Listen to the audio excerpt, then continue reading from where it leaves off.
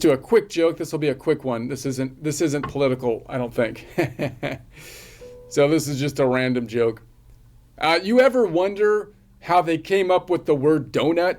You know, donut because you would think a donut would be like a nut made out of dough, because it's a donut, kind of like a peanut is not really a nut. It's a pea. It's a pod thing, but it's kind of shaped like a nut.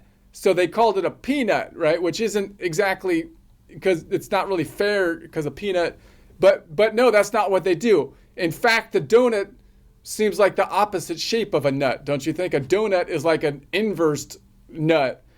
Sometimes they sell the middle part of the donut, calling it the donut hole, which again is kind of weird because the donut hole actually looks like a donut.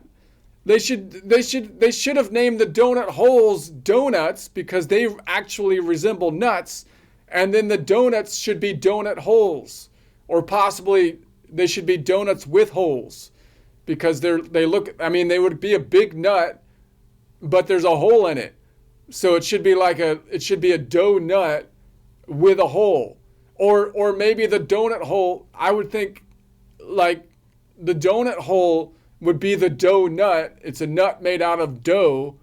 And then like the thing that we call a donut with the center out of it should be called the donut shell.